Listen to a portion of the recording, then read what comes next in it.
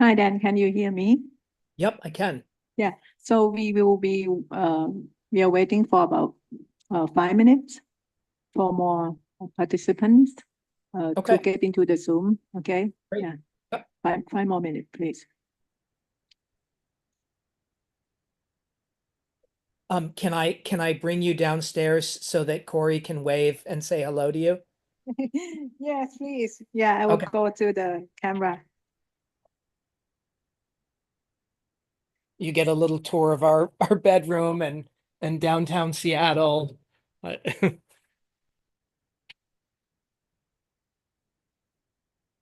Hey, Cor, where'd you go? Oh, oh, I know okay, she's doing Taylor Swift. Okay. Tell her that Kesela said hi, and I will say hi for her. Yeah, Okay. still right here. Yeah, she is. Oh, I forgot that you had met. Yeah, Did I? I think so. Well, you've certainly she's heard about you, and you can wave and say I hello. guess- All right. So it turns out that Corey is trying to win tickets to see Taylor Swift for our daughter. And she has to be able to this is a isn't going to make any sense, but she has to be able to hear a word on the radio that she puts into some app to try to win these tickets. And we don't have a radio in our house. So she's going out to listen to the radio in the car on when it's the hour. So she hears the right words so she can try and win the tickets. Do people there know Taylor Swift? Oh, I can't hear you. I Taylor Swift. Yeah. Someone in the chat says yes.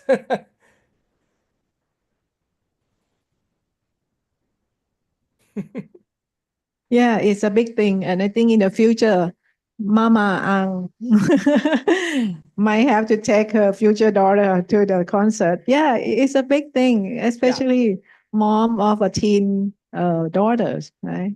Yeah. Well, I hope Mama earns a lot of money because the Taylor Swift tickets are very expensive.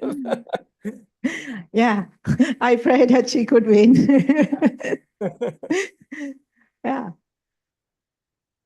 I think we got some gradually some participant joining the Zoom. We also encourage them to also watch the YouTube channel, right? So that it can spread out and uh, yeah, they so that they don't need to be together with us at the same time.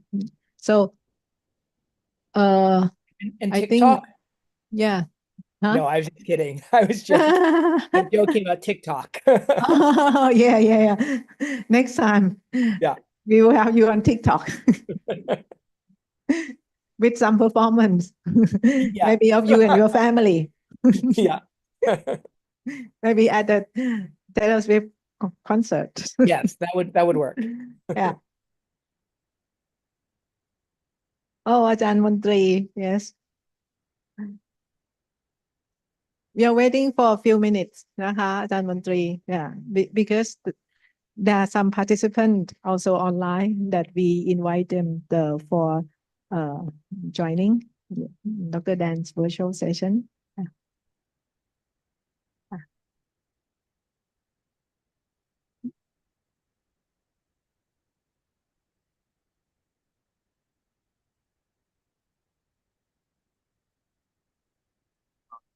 Bye.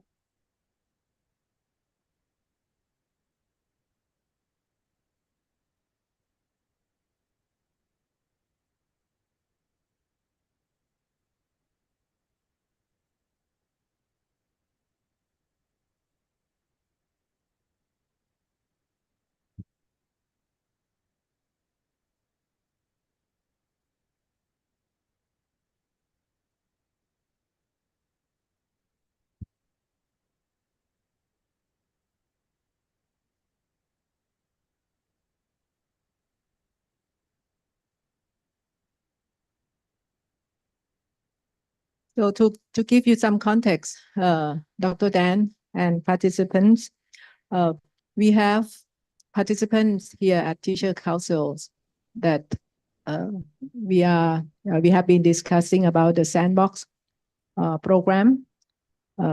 It's called the Thai US Joint Degree Sandbox Programs, and we have been discussing about how multiple universities in Thailand can join force in innovating the STEM teacher education programs that can meet the future requirements of the challenging future workforce. Right? And by joining force together, they could also mobilize personnel resource, and learning resources nationwide. And also we plan to work with the U.S. Institute that would like to have a joint degree with this consortia. Moreover, the Teachers Council of Thailand will be guiding the consortium to work and make sure that whatever the new standards, the course, we also meet requirements of teacher licensing of Teacher Council with the funding that we would like to mobilize from the government, the Ministry of Higher Ed.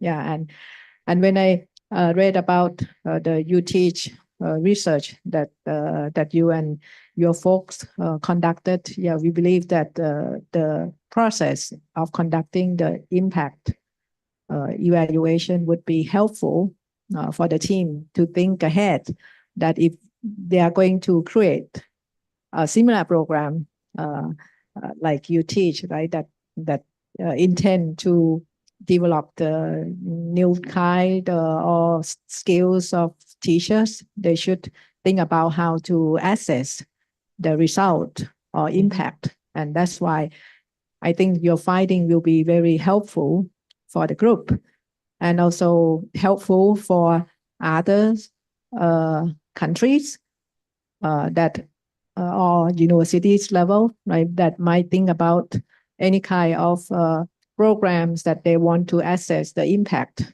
And I believe that your sharing session will be beneficial to many levels in educational communities, from policymakers, practitioners, and researchers who have joined this session in person or virtually. So we believe that that this session will be valuable for many partners and stakeholders. And so while we are maybe waiting for a few more minutes from Dr. Montri, I would like to introduce the speaker of today's session to the audience.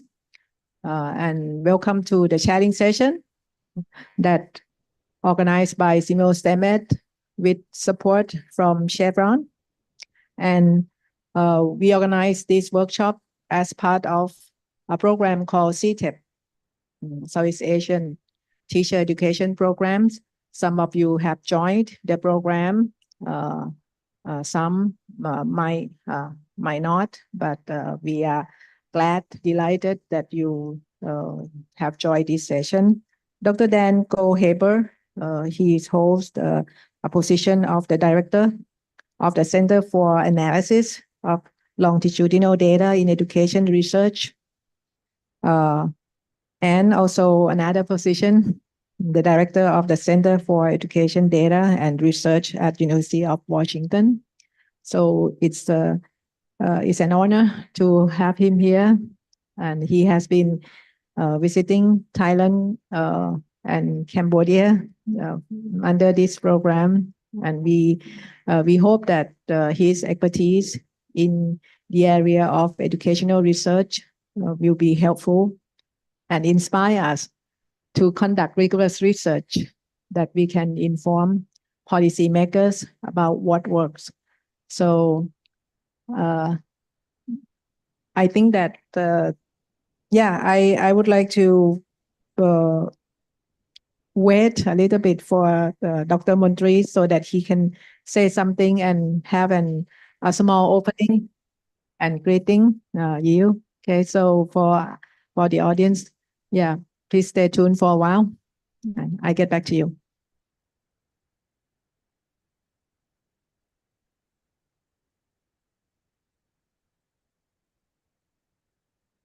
Welcome, audience.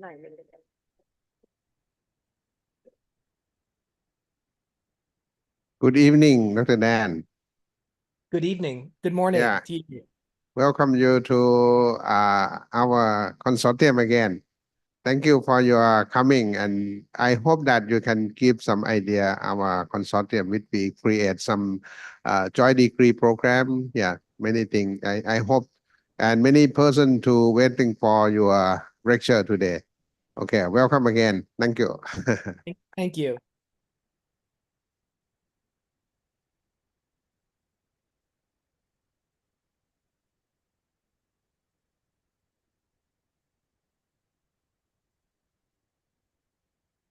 Yeah. So then I think the floor is yours. Okay, great. Yeah, Well, please. it is nice to be with you all, at least virtually. I'm going to be talking about some research that I did with colleagues a number of years ago on UTeach, and I'll tell you a little bit more about the UTeach program, and I'll tell you a little bit about how we assessed the UTeach program. But before I start talking about the specifics, I'm wondering, well, I can still see the whole room. If you could maybe raise your hands if you are a statistician. Raise just one hand if you're a statistician or you have some statistical background.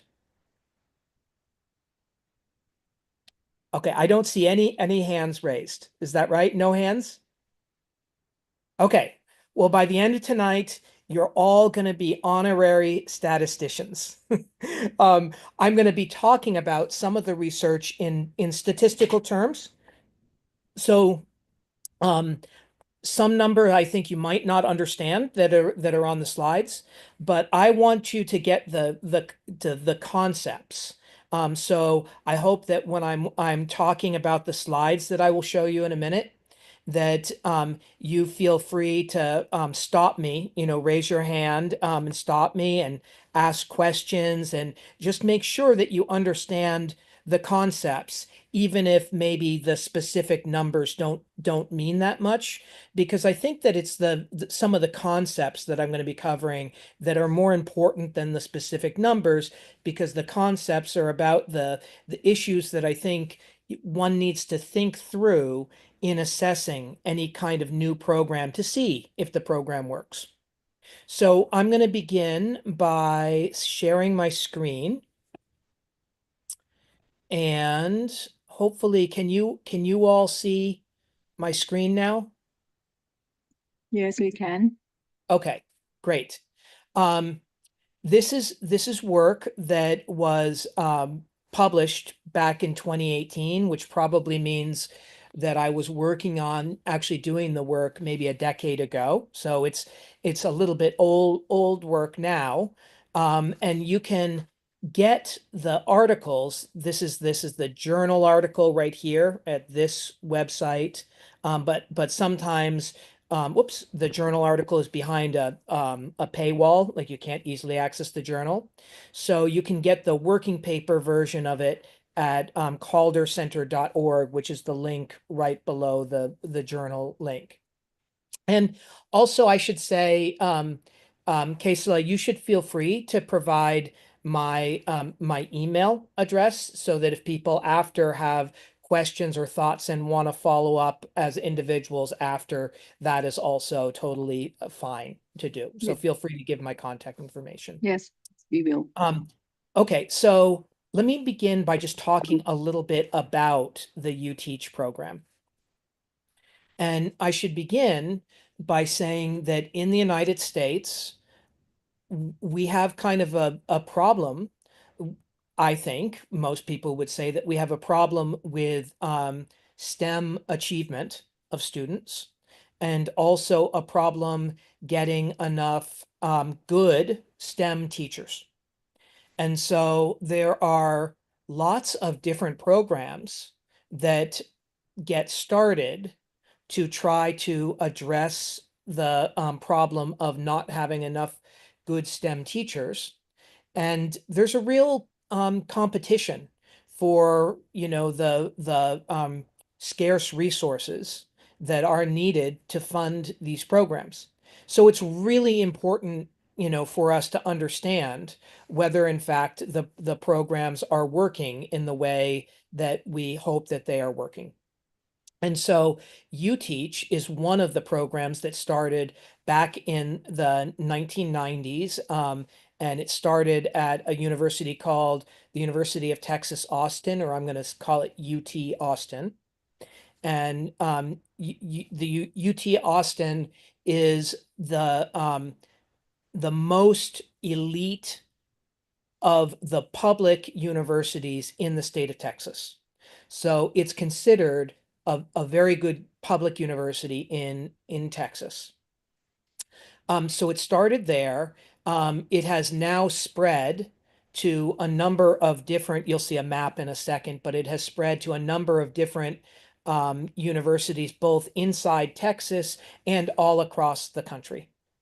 And the idea for UTeach is that there's a lot of recruiting for people who have a STEM focus, who are not necessarily education majors, but seem like they might be interested in education. So this is a program that targets undergraduates, and they offer a lot of free field-based courses to allow people who are maybe, you know, biology majors or math majors or, you know, physics majors who maybe weren't thinking about education, but they allow them to try out some education courses. And so there really is this effort to both increase the number of people that are interested in education by reaching out to people who don't enter the university thinking that they want to teach, and also to have very specific courses about pedagogy, which is the, you know, it's the word we use in English to describe how teachers teach. So what is kind of the way that you should approach teaching. So to focus on pedagogy, focus specifically on STEM education. And the other thing that I think that is important to know about UTeach that is not promoted so much, but I think is an important part of it, is that students who are training to become teachers as part of UTeach, they get experiences in schools doing practice student teaching early on in their education. And so, you know, university, it usually takes 4 or 5 years to get a bachelor's degree in the United States. And the way that most teacher education programs work in the United States is that you do your student teaching right in the last year. So right before you're ready to enter the teacher labor market and try and get a job as a teacher, you you have your required experience where you're working with a full-time teacher in a school, and you're supervised and you're getting that experience actually being a teacher for a little bit. And that's great. I think it's really important to have those kind of experiences, but those experiences happen in your last year. And it is during some of those experiences where some people say, I'm not sure I really want to be a teacher. But unfortunately, given that teacher education is designed that you get those experiences in your last year, it's very hard to then go back and redo your undergraduate education and focus on something different if you choose not to become a teacher. And so the idea of UTeach is to give people much earlier experiences so that they can figure out early on while they're in their undergraduate years whether they might want to teach. And so that if they decide this is not what I want to do, they still have several years in undergraduate to focus on something different so that they don't end up with a teaching credential and feel like teaching might be their only option when it's not something that they really think that they want to do. So I think that that's an important part of UTeach. And there are students that start out as saying that they want to teach who go out into the schools when they're freshmen or sophomore, their first couple of years at the university, and they say, nope, this is not for me. I'm going to choose to do something different. And so part of what we think of as the UTeach effect, and when I say effect, I'm talking about whether there is an impact, like a benefit of having UTeach teachers, may simply be that the people who graduate from a UTeach institution are people who much more clearly know that they want to be teachers. They've been with kids and taught kids early on, and they say, yep, this is what I want my career to be. Okay.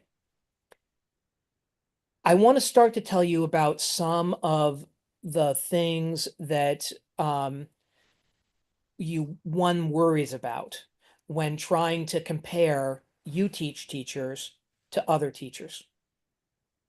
One of the things that you worry about is the major thing that you worry about is that the UTeach teachers might end up looking different and hopefully more effective in terms of their contributions to student learning than the teachers that are non-UTeach teachers. But it might not be about the program. It may not be about the UTeach program itself. It might be about just the places that adopt a UTeach program.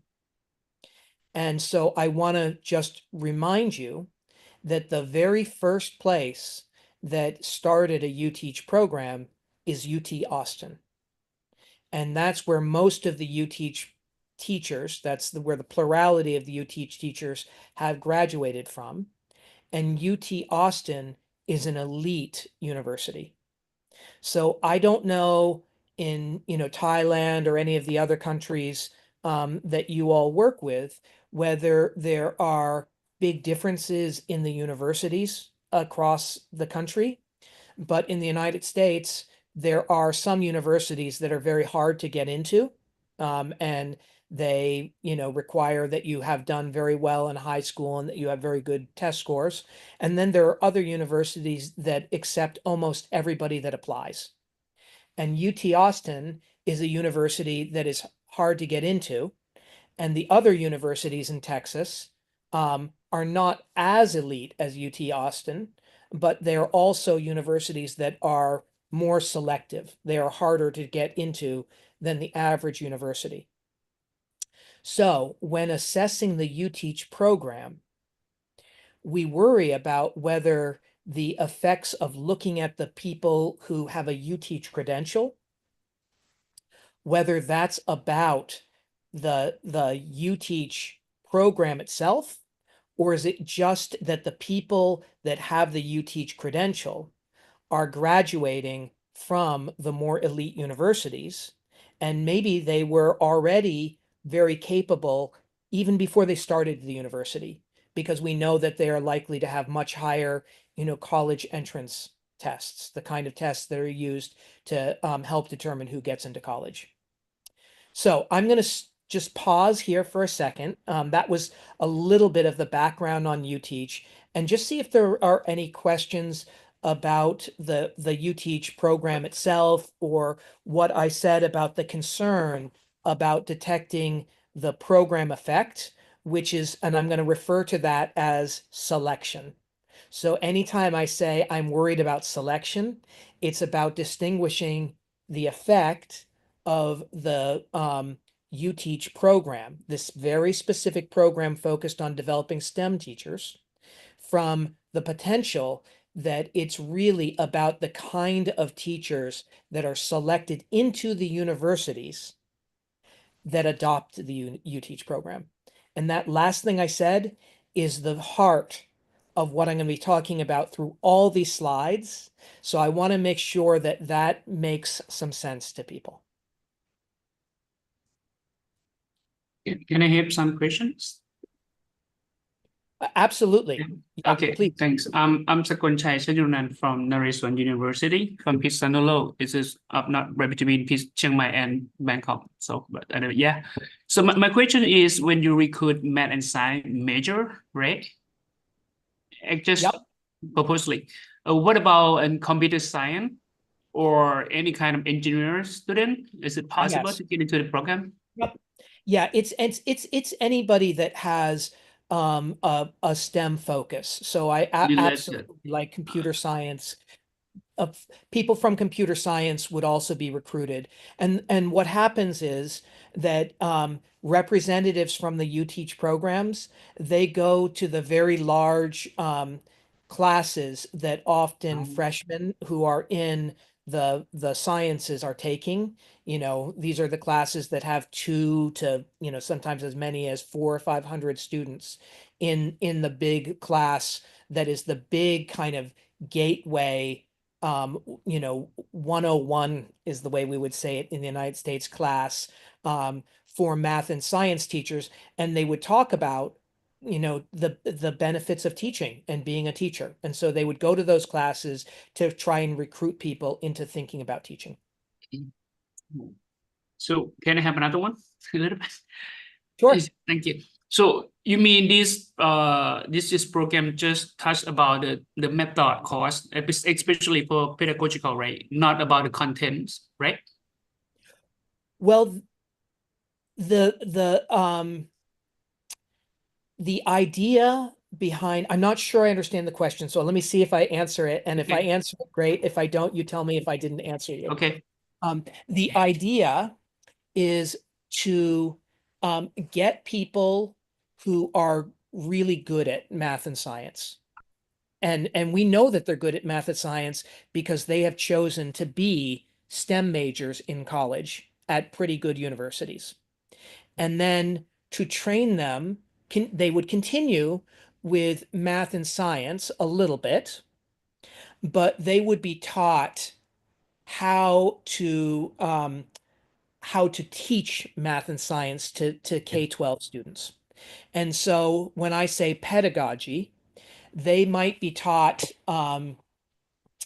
like if you're a teacher and you see that a student has made an error, right? So you can tell, because you're good at math and science, you can maybe tell that a student got a problem wrong, right? Well, first off, it's good when teachers can in fact tell when students get problems wrong, and that's not always the case.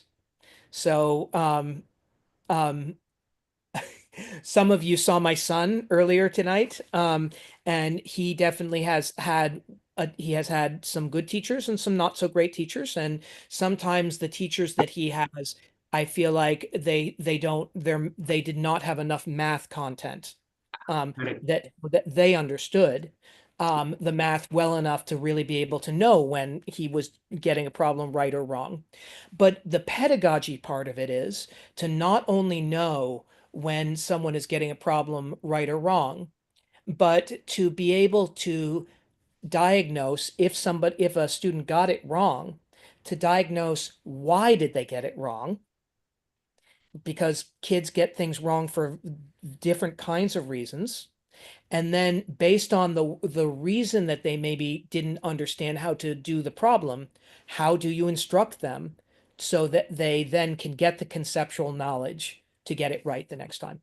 Right. And so that's the kind of pedagogical focus that UTeach does with STEM topics.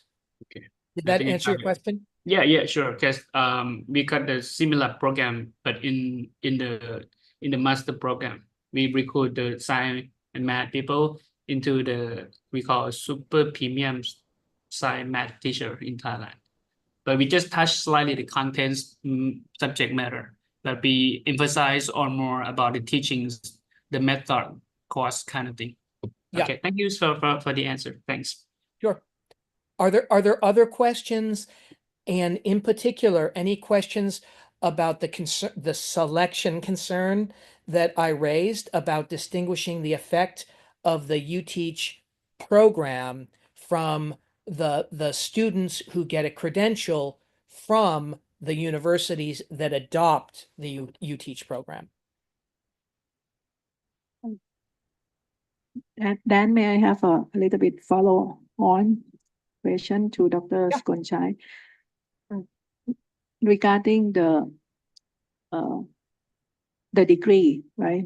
The student who were recruited, right, to enter teaching, were they still in the faculty that they originally selected, like Faculty of Science or whatever? So I would like to learn that. So there must be some arrangement, and also the status of the student, which faculty did they belong to? Were they still Are you in talking? Yeah. Are you talking about the people at the faculty at the university who train the teachers, or are you asking a question about the students? The students who originally might have selected Faculty of Science, and now they if they were interested to enter the teaching, right? So how was the arrangement between So it the is faculties? it's basically it's up to the student. So the student, there are requirements of UTeach that you take certain courses in math and science. So they have to take some courses, but they don't have to take as many courses in math and science as they would take if they were going to be graduating with a degree in math and science. And so some students will take just the courses that they are required to take. Some students may take more courses, and some students may decide to be a double major and actually graduate both with a degree in education and a degree in, math. Thank you. Yeah, I think we can't wait to hear more about the results and the methods. Yeah. Okay. Thank you. All right. So I'm going to just quickly go. I'm not going to talk much about this slide. This is a map of the United States, and it just shows that the UTeach programs have opened up all across the country.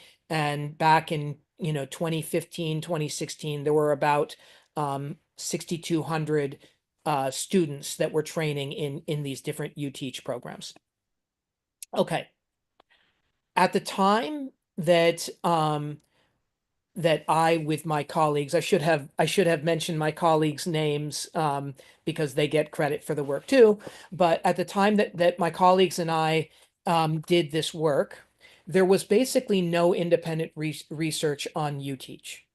There was research about UTeach that was done by professors at UTeach institutions, and I think that is good. It's good that they did research, but I also think that it's oftentimes important to have research that is independent of the incentives that the institutions, the universities, or the researchers might have to have certain kinds of findings, because the UTeach institutions receive millions and millions of dollars in subsidies.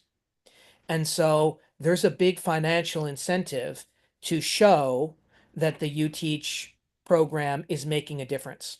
And so when we did this, there wasn't any of that independent research.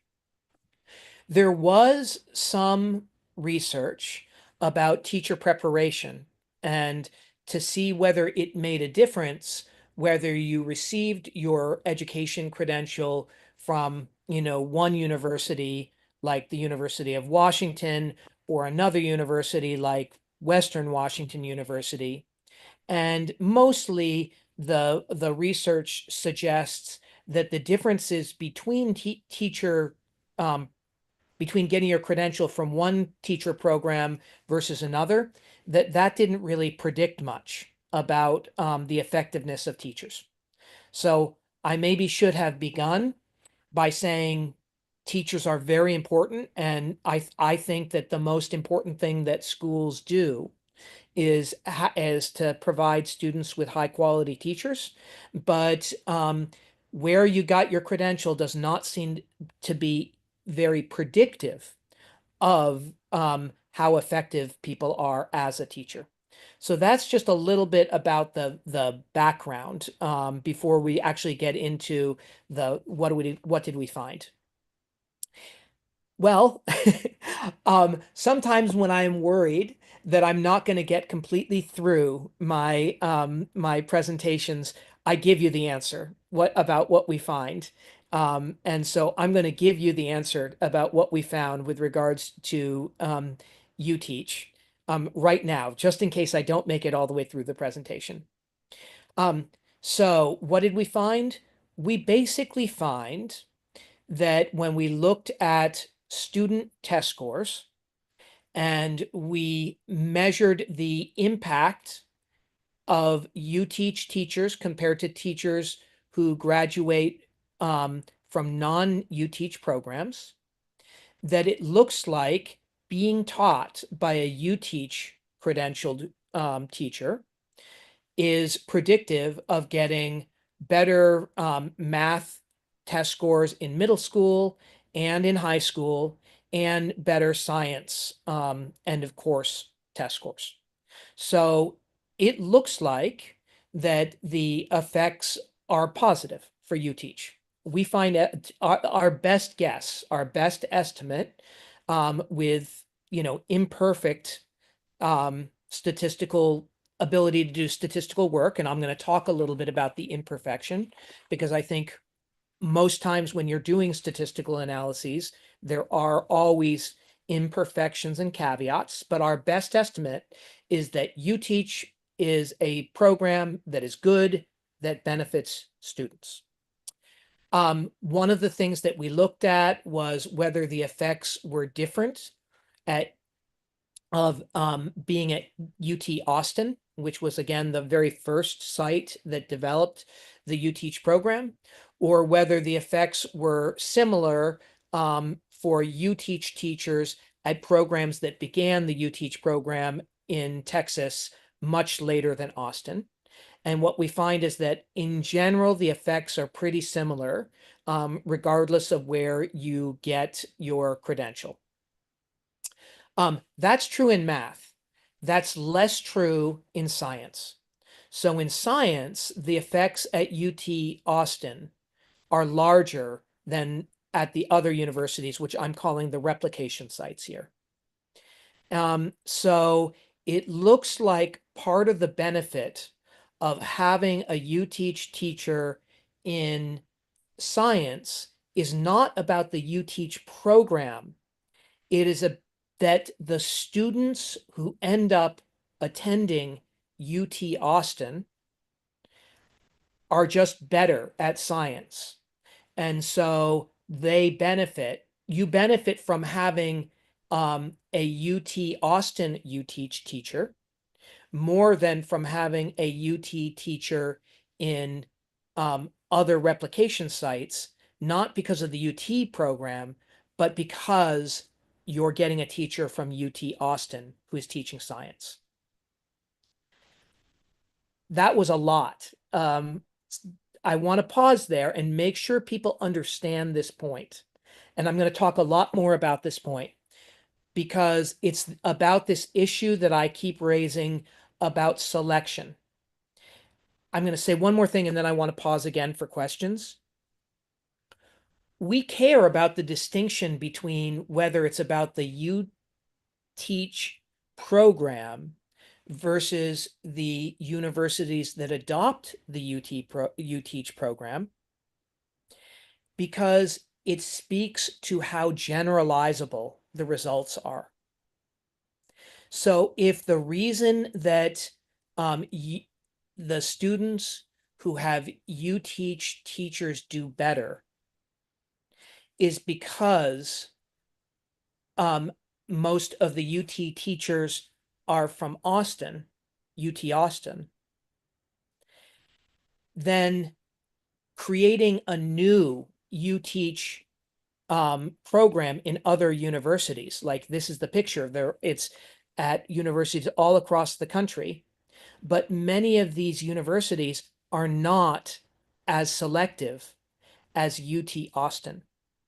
So if it's really about the selectivity of the university and not the UTeach program, then we would not expect to see the same kind of effects when you get a UTeach teacher from the University of Kansas, because the University of Kansas is not as selective a program as UT Austin. So does that idea makes sense, why we're so focused on whether this is about the program, the UTeach program, or the institutions, the universities that adopt the program?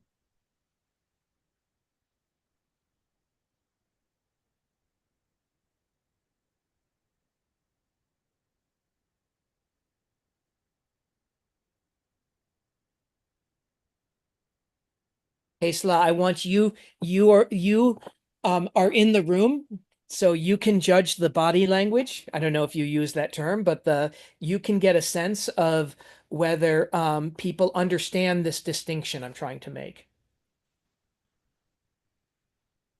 Yeah, please nod your head if you say that, if you think that you understand. Send a And if signal you to. don't be shy. Yeah. Please don't be shy.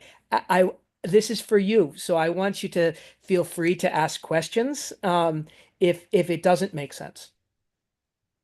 Dan, you emphasize about the selectivity, right? And you mentioned at the beginning that you of Texas at Austin is more like an elite universities by Yep. itself, right? So may I know that when coming to the selection process, do they use the same measure, like a same screening process? No. Like, Well, yes, right? they use some of the same screening processes, but do you use the SAT test there to get for people to get into college, or some national exam? I can't remember. When people go to university in Thailand No. or some of the other countries. In Thailand, there might be some universities using SAT. Do you use it? ในมหาวิทยาลัยไทยมีใช้ SAT ไหมคะในการonly international program, only So- international program. So the national program, I'm guessing, is a more prestigious program, that it's beneficial to go to the national program. It is seen as a good thing, that it's the best students who go to the national program. Is that right? International program might be more selective because they use the maybe international test to screen the students for admission. Yep. For Yep. eligibility. Yeah. So that's kind of what UT Austin is like, is that it's hard, there are fewer people who are going to get into UT Austin, that you're going to have to do better on the SAT than to go to other universities. You probably had to get better grades when you were in high school. You just have to be a better student. So you try to imply that for other universities, not UT, right? They might not have a more like strict screening process compared Yeah. to UT. Yeah. And I want to just use an analogy to try to maybe make this point a little bit clearer. when you're testing whether a new drug helps, you know, maybe there's a drug that people think will help cure cancer. We always try to do randomized controlled trials where some people are getting a treatment, the real drug treatment, and some people are getting the placebo, just a sugar pill. And the reason why, but we don't tell people who's getting the treatment and who's getting the sugar pill. And the reason that we don't tell people that is because we worry that if they know that they are getting the real treatment, maybe they say, I'm going to live. And so I'm going to take very good care of myself and be very careful about what I eat. And I'm going to get plenty of exercise and plenty of sleep. And the people who say, oh no, I've got cancer and I'm not even getting the treatment, right? I'm only getting the sugar pill. So all hope is lost. I'm not going to take good care of myself because I think I might die. So because of that, we don't tell people, because we worry that if we did tell people whether they were getting the real treatment or the sugar pill, that we might attribute the benefits of the exercise and the sleep and the healthy living to the treatment and say, oh, it's about the pill. But it wouldn't really be about the pill. It would be about the people that know that they are getting the treatment and what they choose to do.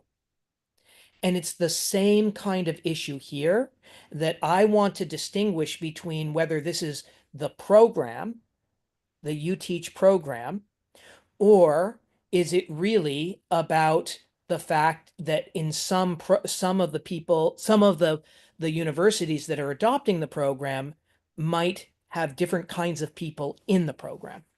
So that's what I'm worried about when I do the research.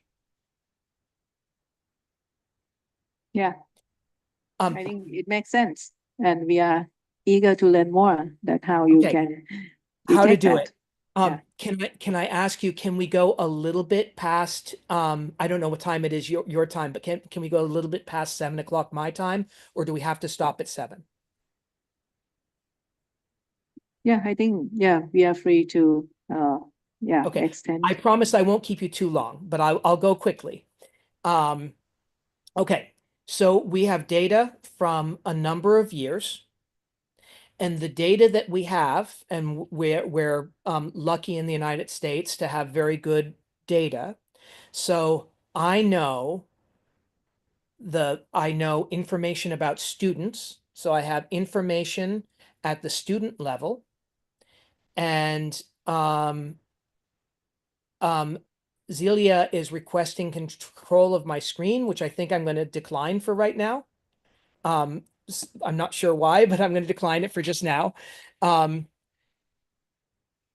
So we have data about students, and we know the test scores that they get, and we know the test scores that they get last year and this year and next year. So we have test scores year after year after year, and lots of information about the students. And importantly, we know who their teachers are and whether they are UTeach teachers, and also whether they're UTeach teachers or not UTeach teachers, and whether they're at UT Austin or at some of the other programs that started UTeach. So that's the kind of data that we have. This is just a picture showing you the places that had STEM graduates, and red is when they adopted the UTeach program. So if you might remember, UT Austin adopted the UTeach program in 1997. So for all of the years that we have, they had a UTeach program.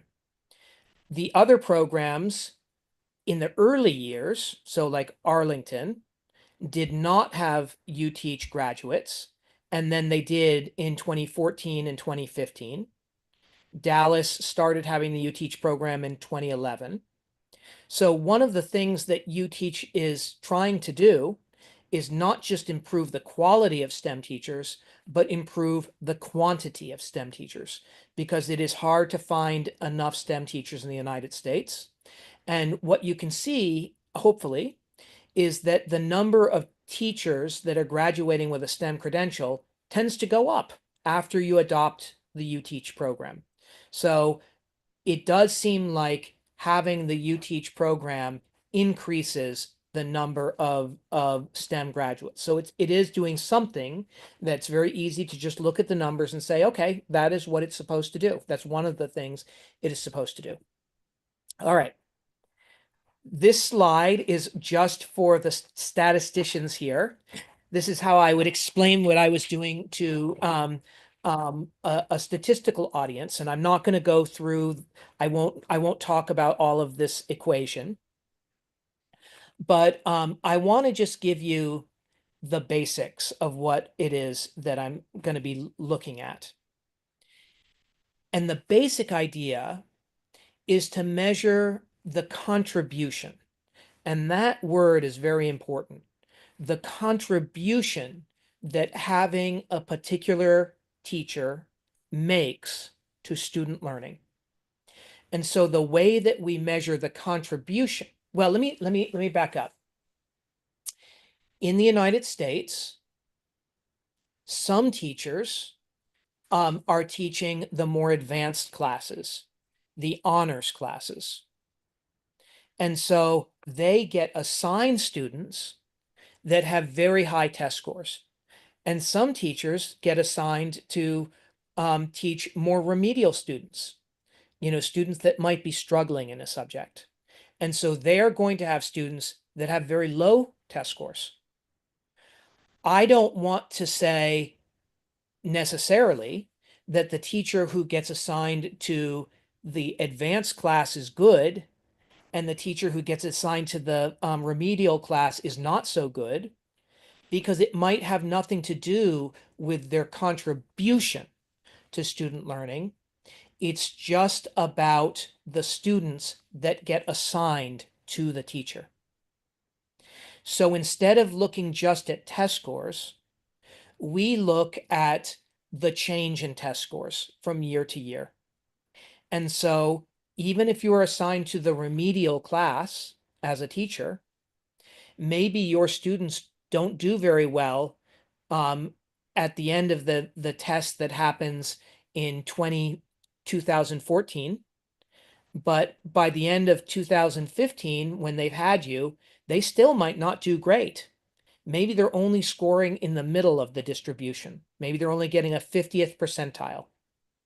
But if the class started out with students getting in the 20th percentile, and by the end of it, they are getting this on average at the 50th percentile, you have moved them a great deal. They have learned a lot from being in your class.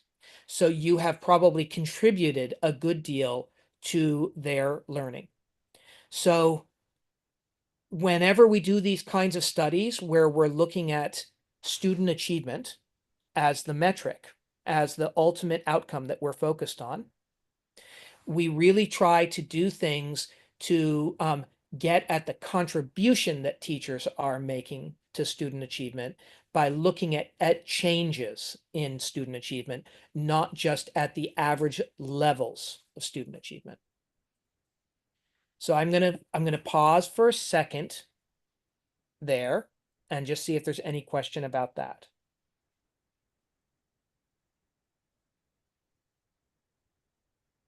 Dan, can you go back to the last slide, the previous slide, and can Yep. you share that what factors that you take into account when you come up with with this equation, right? The student. So I'm going to look at this is test score in 1 year. This is the test score in the year before the last year. So basically I'm looking at the change in the test score from 1 year to the next, or the test score in 1 year controlling for the test score in the prior year. I'm going to control for the things about the students that we know. That's represented by X. So I'm going to control for differences, for instance, in the poverty level of the student, because students that are very poor might not be able to learn as much, typically on average, because they may not have the same resources in the home to help them. And I'm going to use all the information I can get about students that is like that. You know, what's their poverty level? Are they receiving in the United States? If you're high poverty, you can get free lunch, and that is something that the schools know about. We're going to account for whether or not students are diagnosed with some kind of disability. So in the United States, lots of times, if you have a moderate disability, you may be in a classroom with lots of other kids who don't have any identified disability, but it might affect the pace at which you can learn. So we're going to account for that. We're going to account for differences in race and ethnicity. We're going to account for whether or not the student has ever been held back in a grade. So sometimes students that are really struggling, you know, maybe they don't advance from 3rd to 4th grade. The system says, nope, you need to repeat 3rd grade. You didn't do well enough. So being assigned to those students might also affect the amount of learning that takes place in that classroom. And then the important thing here is we're going to look at whether or not the teacher in that classroom graduated from a UTeach program or not. So that's going to be the main thing that we're going to focus on and that I'm going to talk about. And we're also going to control in some of the statistical models. We're going to control for, we're going to take account of other things about the teacher, like the experience level of the teacher, because teachers tend to get better early on in their career as they gain more experience. And if you look back at this slide, the teachers in Arlington and Tyler who have a UTeach credential, they just recently received their credential, right? They are going to be much more junior teachers because the UTeach program only started there recently. So I don't think it's a fair comparison to compare teachers who have UTeach credentials, but maybe 2 years of teaching experience with teachers that might have 10 or 15 years of teaching experience. So you benefit from all of that experience. So in the statistical models, we're going to make statistical adjustments so that we try to just compare teachers who have like amounts of teaching experience. So that's in lay terms what this slide is saying. There's some other things that I'll talk about in a second if there's time, but that's the basic idea behind all research that is like this that happens. And let me just say, well, let me stop for a second, Kesela, and just see if there are questions. I'm gonna say a few more things about the statistical model, and then I'm going to show you some more results. So please don't be shy. If you have questions, please feel free to raise your hands and ask questions. Then in terms of the site, the UTeach site, that differs, right? You take that into account in Yep. the variable under the UTeach. Yep, Right. you'll see that in a moment. So just to kind of repeat what I've said before, and I will send Kesela these slides right after we finish up so that you can have the slides yourself.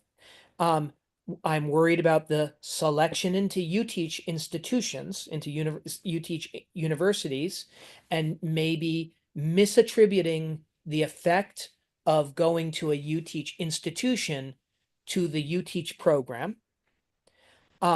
I also might worry that it's maybe the best schools that are hiring the UTeach teachers. And so what I'm detecting is not the effect of the UTeach teachers, but maybe the schools with really good principals are the ones that hire the UTeach teachers. And so we wouldn't want to attribute like being in a very good school with a very effective principal and think that that's and attribute that to the UTeach program. And so the way that I will get at that is by doing comparisons that are only within school. So I'm by only comparing teachers who have UTeach credentials or do not have UTeach credentials within the school, like the students who are assigned to those teachers within the school. It can't be about the school as itself because my comparisons are only within the school. And then I also worry about, the student assignment to the teacher, and that's why we have the setup that was in the prior slide. So when I talk through these results, that is the concerns that I'm going to have. Actually, this is just what do the mean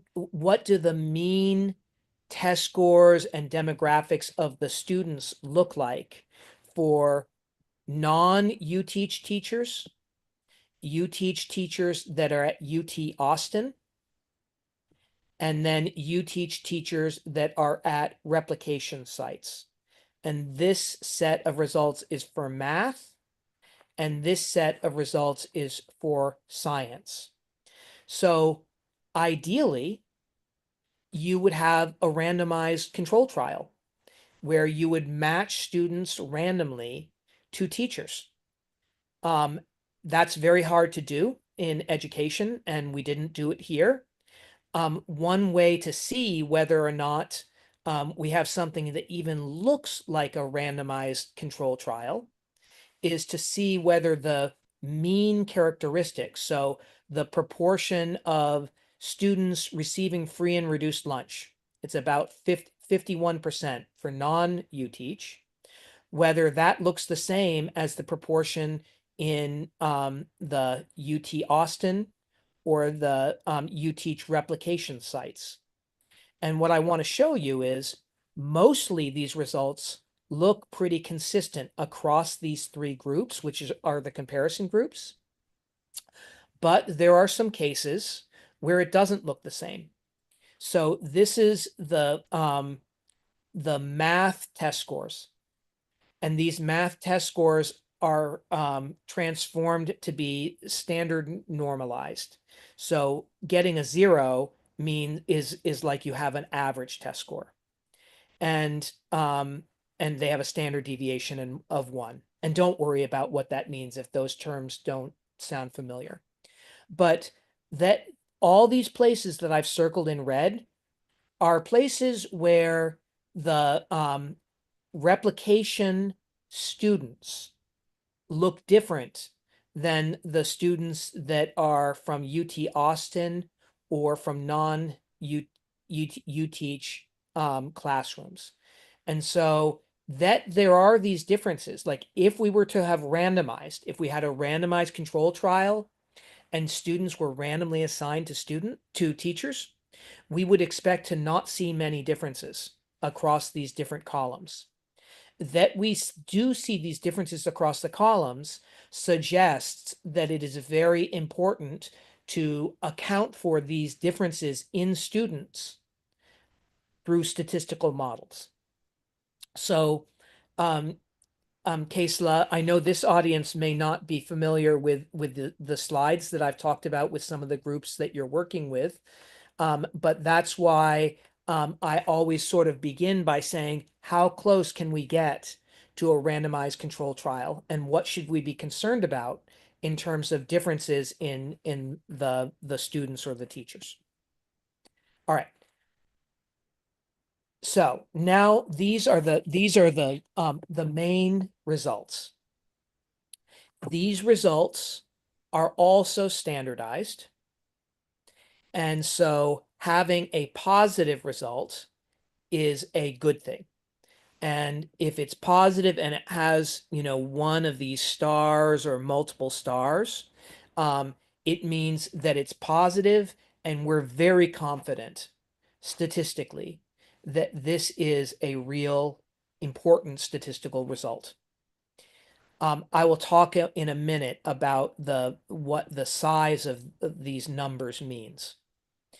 But when we estimate models that account for differences in students, that's what this X down here under student characteristics means, we find that in math, this is end of grade math, being assigned to a UTeach teacher looks like it makes a positive and statistically significant difference in terms of student achievement.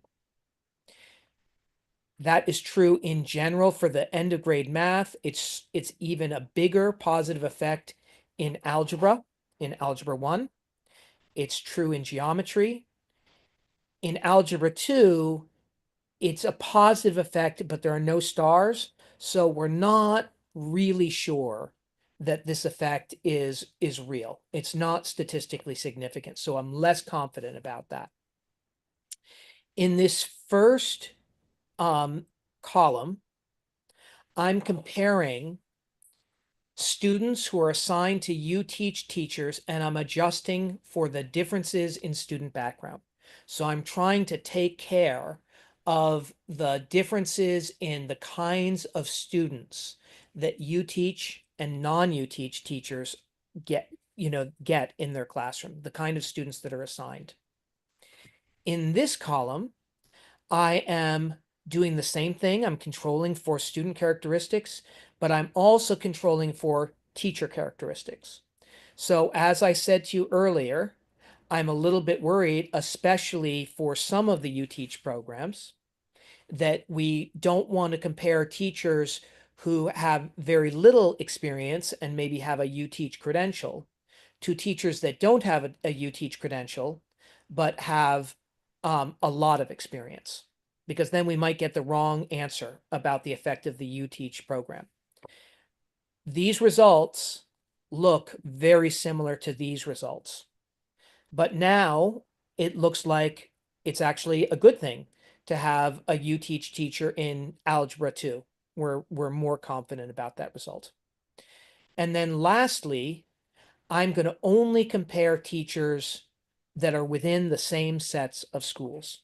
And this is to address the concern that the schools that hire UTeach or non-UTeach teachers may hire teachers of different quality. And I'm worried about misattributing the effect of the kind of school where teachers and students are, where the teachers are working and students are going to school, with the effect of the UTeach program. So these are the basic results. There are more things that we do, but I again want to pause and see if there are questions about any of these basic results. I'm also conscious of the fact that we're already over time, and I'm sorry that I'm going a little bit long. So Kaysila, you tell me when I need to wrap up.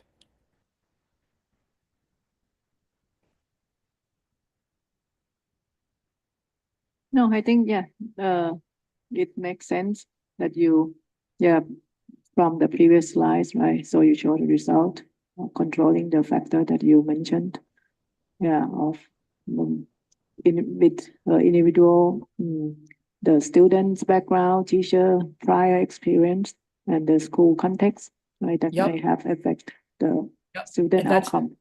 That's a great way to characterize it. I wish I had said it as eloquently as you did. We're controlling for the students, the differences in the teachers, and the context in which teaching is happening. That's a great way to say it. Okay. These are the same kind of results for science. I'm not going to talk too much about this except to just say that the results look positive for science too. And I also want to say these are very large effects. I know that for many of you, you might not be familiar with these numbers, but a tenth of a standard deviation, 0.10, is roughly equivalent to what we see as the difference in effectiveness of having a teacher who is a novice teacher, just graduated from teacher education, versus a teacher with 7 years of experience. So to put this another way, if you are assigned to a UTeach teacher, it's like you have a teacher with 7 years of experience versus a teacher who just was learning how to teach. So those look like pretty important and large impacts associated with the UTeach program. Okay, I'm going to very quickly skip through this. I'm not going to talk about the specific numbers, but I will say that this is where we did, Kesela, what you were asking about. So here we break the results up between UTeach teachers who graduate from UT Austin versus other UTeach teachers. So replication sites in math, end of grade math. I think this actually should not say end of grade, but this should be high school math and end of grade science. So this is where we try to see, is this really about UT Austin or is it about the UTeach program? And then last but not least, there's one more kind of comparison that we can do. And that is that we see teachers in sites, not in Austin, but in the other UTeach programs, we see teachers who graduate from those institutions before the UTeach program was adopted and after it was adopted. So we can then compare, does it seem like the UTeach program's other UTeach is bigger than the effect of the UTeach programs before there was the UTeach institutions before the program existed. And generally, the results suggest that the effects are bigger with the UTeach program at the institution. Okay, so big conclusions. I think that there are some caveats that it looks like, the caveat is that some of the effects, part of the UTeach effect may be driven by selection, but in general, it looks like the UTeach program is both boosting the number of STEM graduates and improving the people who become STEM graduates. And so that was our kind of big takeaway from this study. And this study has been used to justify a lot of the funding that UTeach receives. Because I think that if there hadn't been a study like this that was independent, it's quite likely that UTeach funding could have been cut, or some of the universities that have adopted UTeach might not have decided to adopt UTeach because they would have thought there's not enough evidence to know whether the program is actually working. And that, I meant to leave a lot more time for discussion and questions, but that is everything I had to say about the program. But I'm happy to spend a little more time with you all and talk if there are thoughts or questions. Thank you very much, Dan. And I think I will wait for maybe some questions to be raised. Yeah. But yeah, the idea of, I think there might be some question, please. Can I? Sukonchai. So in the formula, you use the statistic, right? is there any kind of thing refer to the student or the teacher self-efficacy? I mean, in terms of their confidence that you put into because sometimes it can predict something like that. Yeah, no, there's no measure of self-efficacy. If there had been, most of the data we get the data directly from states, and the states don't collect anything like that. Mhm. If we had had a measure of self-efficacy, we would have used it. But I'm not sure that I think that the measure of self-efficacy is all that important Mhm. because we had the prior test score. So if self-efficacy matters, and I believe it does, then it probably helped the student with her 7th grade, math test score and her 8th grade math test score. So when we put a control for the 7th grade math test score in the statistical model, we are implicitly accounting for the difference in self-efficacy because it's captured by the 7th grade math test score. But that's a great question. Great. Thank you.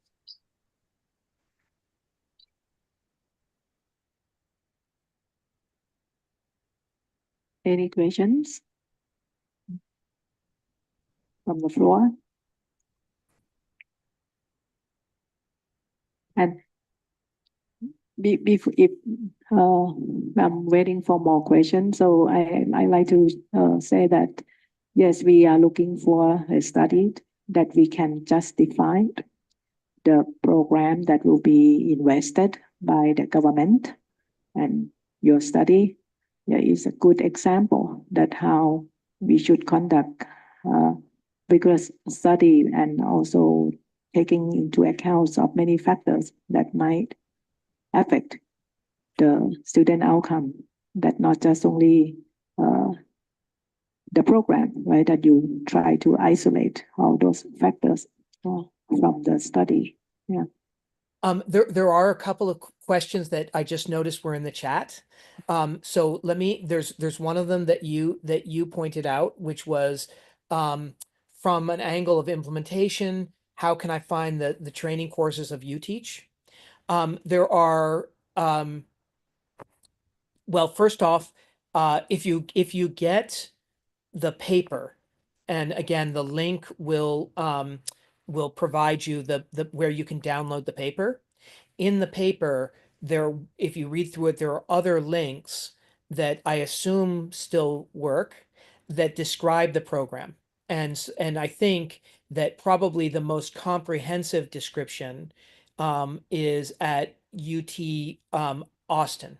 So if you were to Google UTeach and UT Austin, I suspect that you could get a lot of information there.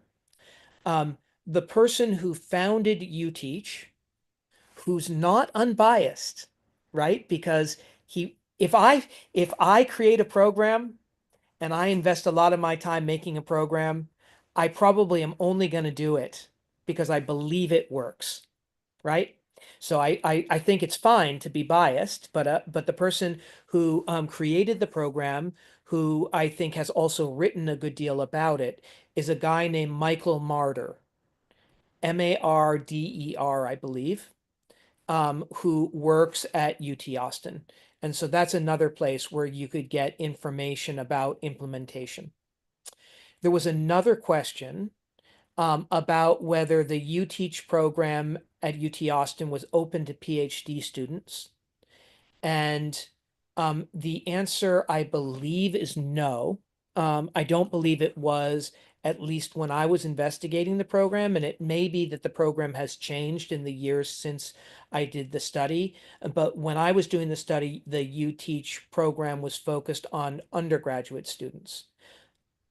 The program was focused on undergraduate students for training, for training people who are going to become teachers. But UT Austin absolutely has PhD programs that study lots of different disciplines.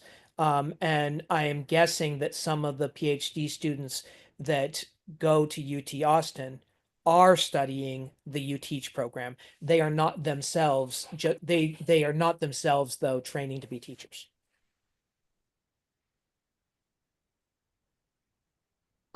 Again, there was a question about finding training courses, and I think probably the best thing to do would be to Google UTeach UT Austin, or I see. Thank you for putting that in the chat.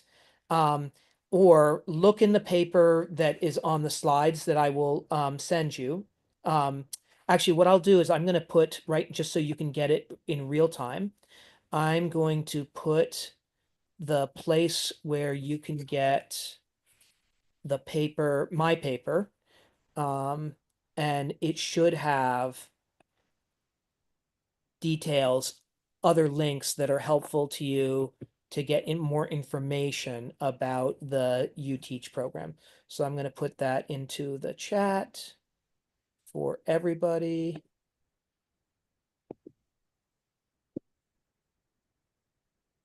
Shoot, I meant to put the link so you could just click on it, but I will send Kaysla the slides right after the meeting so that she can distribute them to you.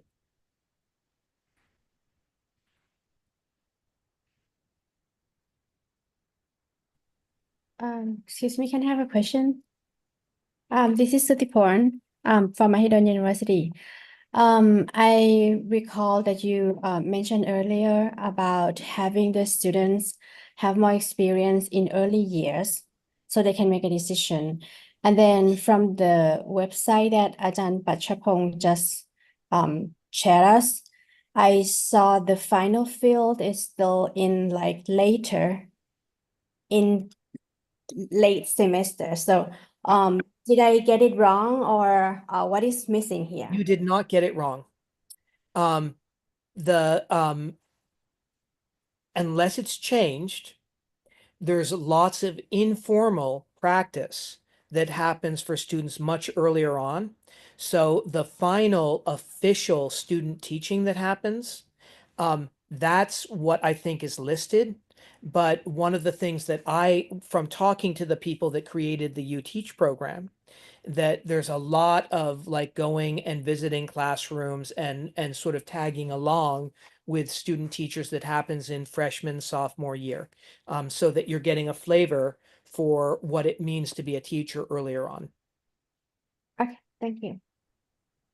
And again, I think that's really important because I don't think there's very good evidence about this, but I do a lot of work.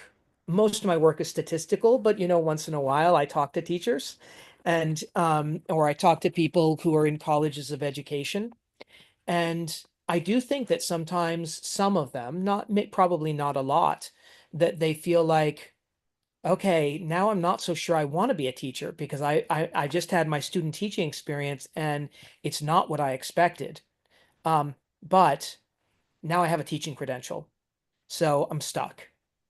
And so I think that it's a good thing to try to give students those early experiences so that they can figure out before it's too late whether they want to teach. Yeah, I can imagine because I graduated from Indiana University, and when I was the first year PhD student, I remember there are many projects that I can join the project. So I have a chance to work with the teachers and also not really like an intern, but yeah, I think I get what you mean. Mm-hmm.